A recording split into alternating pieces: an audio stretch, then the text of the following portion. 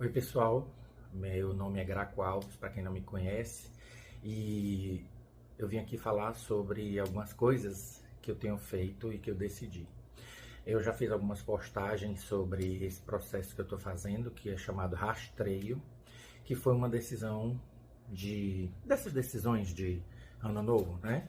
Então uma dessas decisões foi focar mais em mim para me entender mais como voltar para a terapia, descobrir e ir atrás dessas questões da descalculia e outras coisas que possam aparecer. Então tem sido um rastreio completo e conversando com a neuropsicopedagoga, a Rosiane, ela disse que é um rastreio, é um estudo, mas também é terapêutico. E, inclusive tem me ajudado muito a entender questões que eu já passei e a entender questões que se refletem hoje, né? Então assim, em busca da descalculia, de definir a descalculia, que hoje eu descobri que existem 6 tipos de descalculia e eu não sabia, eu também venho percebendo outras coisas. De uns anos para cá, acho que em termos de 2015 para cá, eu venho sentindo um cansaço que eu achava que era um cansaço físico, porque me achava velho demais, ou então um cansaço mental que refletia no corpo, ou então um cansaço das coisas, onde tudo era muito tedioso, onde tudo era muito difícil, onde eu não tinha vontade mais de fazer as coisas.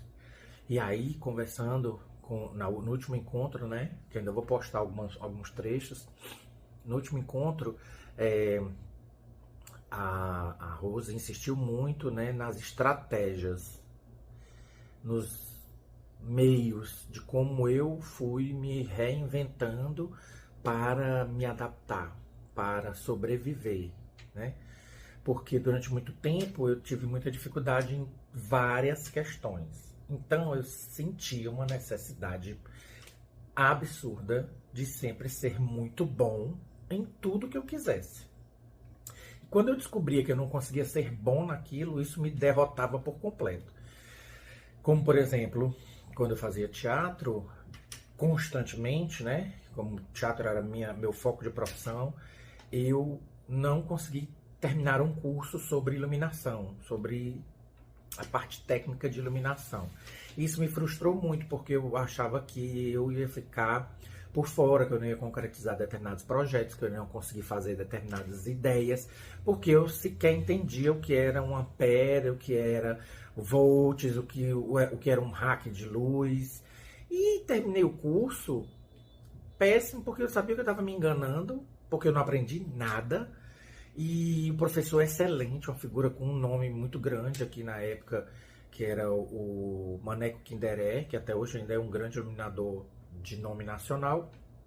E isso acabou comigo. E depois, poucos anos depois, eu fui fazer um curso de fotografia. E o brinco hoje, né? E eu fui reprovado no curso de fotografia. Isso também me frustrou. Só que eu já estava nesse cansaço. E fazer o curso de fotografia foi uma forma de tentar buscar caminhos de alívio. Só que quando vieram as dificuldades, como calcular a velocidade, asa, ISO, o tempo de obturador, abre o obturador, sincroniza, vê o tempo de luz, a velocidade de não sei o que, foram os piores momentos. E fui reprovado. Foi onde eu entendi que eu não posso ser bom em tudo e que eu tinha que parar de me cobrar isso. De que eu tinha que parar de querer ser bom em tudo, porque eu não podia ser bom em tudo. E isso estava me deixando exausto mentalmente, ao ponto de eu não conseguir mais ter soluções para coisas simples como eu tinha há anos atrás, que eu já me exigia muito, e isso me dava, há anos atrás, em 2020, 2001, 2002, por aí, eu já me exigia muito para poder estar sempre com a sensação de que não vou sofrer o que eu sofri na escola. Não vou ser o último, não vou ser o burro, não vou ser o reprovável, porque eu vou conseguir conquistar coisas aqui. Então eu tinha que me esforçar intelectualmente e mentalmente o dobro. Por que eu tô falando isso? Porque esses dias eu comentei com alguém que estava fazendo esse rastreio e que nesse rastreio há a possibilidade, por isso que chama rastreio, de eu me enquadrar em autismo. Aí alguma pessoa disse assim, mas você é tão inteligente. Eu digo, gente, mas isso não ser autista não invalida as capacidades de ser ninguém. E não é que eu seja, eu não sou, ainda não sei, também nem aí, se vier ok, eu até disse pra Rose, o que vier nesse rastreio, o que eu conseguir com o psiquiatra, com os outros profissionais, vai ser um alívio, vai ser um grito de liberdade, porque esse cansaço me segue, esse cansaço mental me segue há anos, e isso me dava uma sensação de incapacidade, me deixava deprimido, e eu me cobrava muito esse excesso de superação intelectual para compensar as percas e os prejuízos do tempo de escola, que foram muitos, inclusive os prejuízos de relação, de eu me sentir inferior. Então eu tinha essa necessidade suprema de ter que ser superável por mim mesmo o tempo todo. Só que de uns anos para cá, eu fui ficando exausto. E isso foi refletindo numa série de questões como esquecimento, derrubar coisas, quebrar coisas, confundir, trocar. Não bastando o que já era rotineiro, que já tinha virado piada, como, por exemplo, trocar horas e datas e dias e compromissos, que é uma coisa lá da descalculia. Que depois a gente pode até fazer uma coisa mais específica. E para que eu não sofresse tanto com essas questões, eu me cobrava demais e eu tinha que estar o tempo inteiro. Aí eu queria criar enquanto artista, mas eu tinha que criar as soluções para que eu não me sentisse incompetente em relação às minhas capacidades artísticas. E aí hoje, na academia, né, que eu vou malhando e a cabeça vai-se embora, né? Porque eu tenho que fazer alguma coisa mentalmente além da contagem, senão eu nem vou mais para academia.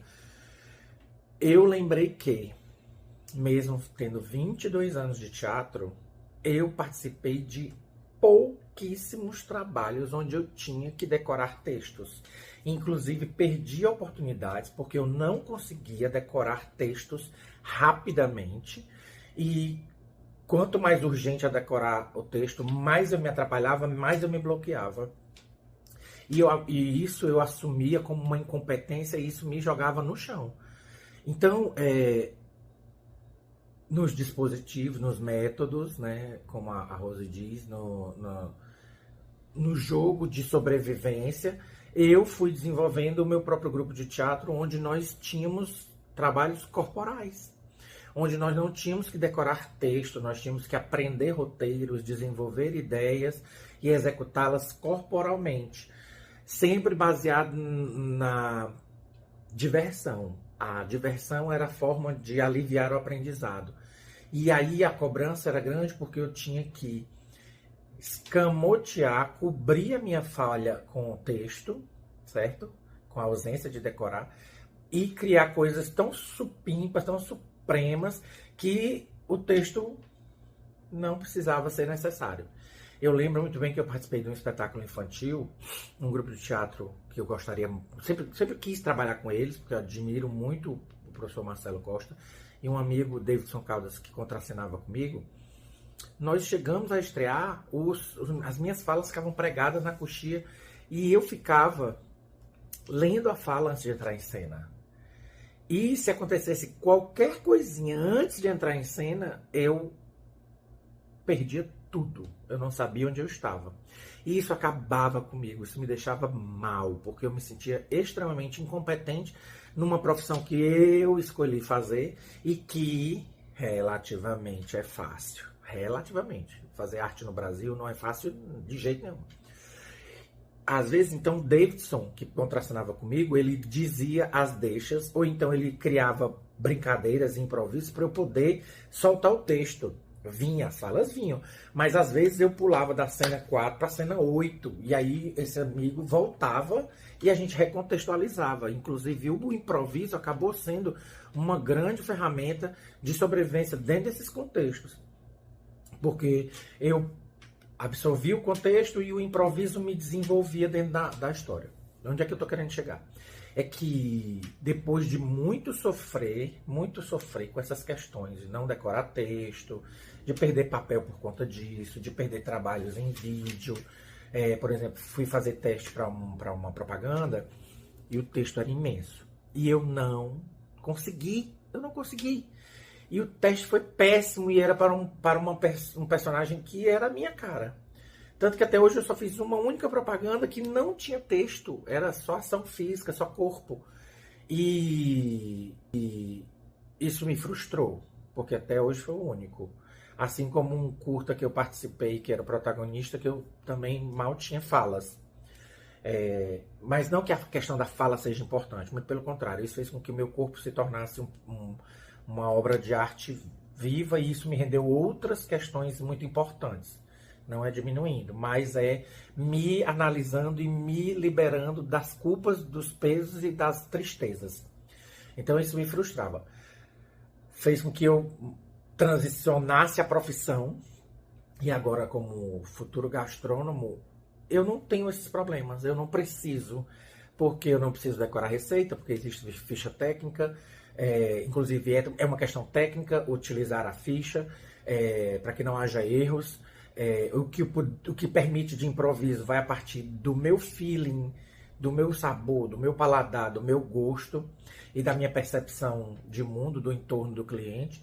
Então isso me dá outros níveis de liberdade. Tanto que eu tenho percebido que desde quando eu entrei no curso de gastronomia e reforcei a confeitaria na minha vida, e reforcei o meu sonho de vida, que é ser professor universitário em gastronomia, essa exaustão mental pausou. E quando eu aliei a terapia com o rastreio, essa exaustão mental se dissolveu, porque agora eu entendo a fonte desse estresse mental, desse cansaço, consigo parar, analisar e dar o devido valor para o que é e consigo desenvolver. Continuo com muitas dificuldades? Continuo com muitas dificuldades. Muitas dificuldades mesmo, que são sequelas de mais tempo e que também são as ferramentas, os métodos, né? As minhas formas de sobrevivência dentro dessas aflições, que antes não tinha nome, antes não tinha como descobrir, antes jamais, que é isso, todas essas questões neuropsicológicas só estavam associadas aos estereótipos das pessoas com questões psicológicas, neurológicas. Dentro do contexto, né? É tão inteligente, você não pode ser assim, você não pode chegar a ser diagnosticado como autista. Meu povo, ultimamente, eu quero é que seja diagnosticado qualquer coisa, porque eu preciso validar o que eu estou sentindo há anos, o que eu estou cansado, o que faz com que eu queira, inclusive, desistir de fazer coisas. E que eu achava que eu estava deprimido, querendo morrer, e na verdade eu estava cansado, no meu caso, tá? E isso tem me ajudado demais. Foram das coisas que eu raramente faço listas de ano novo, raramente foco várias metas. Eu tenho assim um objetivo por ano, que é para ir com calma, já para não me estressar. Mas eu coloquei esse ano como objetivo começar a malhar, voltar para a terapia e ir atrás desse laudo, desse diagnóstico, seja o que for. E eu estou conseguindo e estou muito feliz com isso. E tem me ajudado demais a me entender, porque eu sou uma pessoa muito racional, passo horas refletindo sobre essas questões, só que eu quero refletir de forma a progredir, a crescer e a entender que não precisa ter esse peso todo, que não precisa ter essa tristeza, essa cobrança e essa chateação toda. E eu consegui aliviar para o meu lado, para continuar com os meus sonhos. Teve um período que eu estava tão cansado mentalmente que eu não tinha sonhos. Eu simplesmente achava que eu só tinha que seguir um dia atrás do outro. E que hoje eu vejo que foram quadros de depressão devido a uma série de questões, inclusive essas, depressão profunda, de inclusive ter pensamentos, né, bem difíceis. Mas hoje em dia, gente, eu tô muito bem. Estou feliz porque eu me permiti ir atrás dessas questões sobre mim mesmo, aliado a outras terapias, né? Porque chega uma hora em que o seu ciclo de amigo, eu tenho um ciclo de amigos que são, me desculpem, mas são amigos incríveis. Mas tem uma hora que os amigos não são suficientes para suprir as suas questões. Então, fui em busca de profissionais. E não tô fazendo publi de ninguém, não. Tudo tá pago, fiz tudo, tá tudo pago, não tem nada de graça. E eu quero dizer que a terapia, eu sempre digo assim, se metade da humanidade fizesse terapia, não se falava mais em guerra nem em fim do mundo.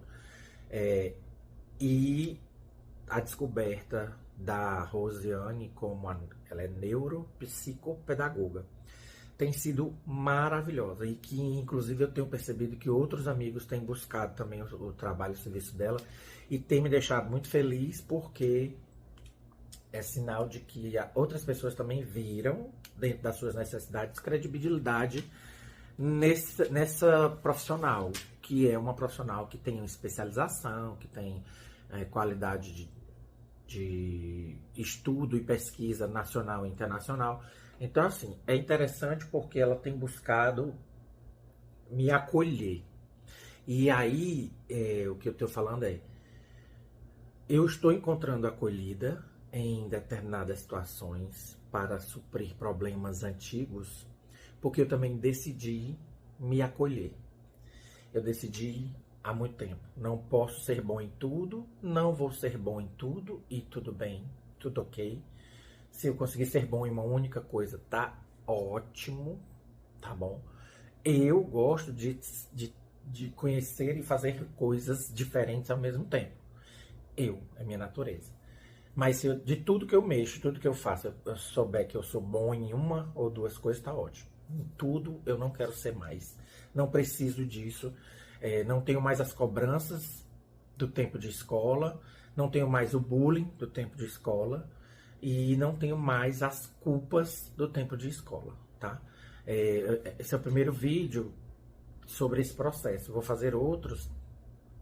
Não é um vídeo de desabafo, é um vídeo de análise sobre o que tem acontecido, tá? Como o rastreio ainda está pela metade, praticamente, ainda tem mais uns 4 encontros, eu acho, ainda não tem nenhum laudo, não tem nenhum resultado, tem só as minhas impressões. Quando tiver para terminar, eu vou fazer um vídeo só com a Rose, para a gente conversar sobre certas questões, mas tanto a terapia quanto o rastreio têm sido incríveis pelos gatilhos de memória, que era uma outra questão que eu tinha essa sensação desse cansaço mental, ser tão intenso, ser tão pesado, me sugar tanto, que eu já estava certo que eu não tinha mais memória de muitos anos para trás. Isso para mim foi também decisivo, porque eu estava com a sensação de que eu estava perdendo minha identidade, minha história, por esquecimento, por questões da minha cabeça bloquearem, cortarem, por conta desse cansaço, dessa exigência constante, às vezes de não conseguir dormir, a cabeça o tempo inteiro se cobrando. E tem sido gatilhos de memória de coisas boas e coisas difíceis de encarar, de falar para alguém, mas extremamente necessárias, porque eu vejo que eu não estou me perdendo nessa coisa. É como se fosse as memórias estivessem caindo numa profundidade em que eu não vejo mais. E aí eu estava com essa sensação de estar caindo numa profundidade de apagamento de memória, onde eu não lembrava de coisas do tempo de criança, onde eu lembrava só as partes traumáticas, difíceis da infância, das dores, né? E eu não estava lembrando das coisas boas. A gastronomia, e eu sou muito grato ao meu curso de gastronomia, todas as pessoas do IF de Paturité, tem sido, às vezes eu estou numa aula prática, fazendo uma comida, uma coisa, e vem um cheiro, e vem uma coisa ali, e eu lembro de momentos incríveis que eu achei que eu tinha esquecido. Então a gastronomia, de um modo geral, tem sido um gatilho que tem me dado essas alegrias de reencontro com uma memória que eu achei que eu tinha perdido por conta desse cansaço, desse estresse, dessa depressão, enfim. E faz parte do processo. Tanto a Rose quanto o meu terapeuta disseram que faz parte. Porque eu estou revivendo, remexendo e colocando coisas que estavam lá embaixo para cima e vão vir outras coisas. De novo, boas e ruins, mas que é necessário, tá? E aí, acho que o próximo a gente pode fazer um vídeo só sobre descalculia, né? O que é, por quê, o que de fato gerou tudo isso e até onde eu estou agora, tá? Então, essa foi só uma conversa, um desabafo, tá? Eu sou Graco Alves, me segue aí nas redes sociais.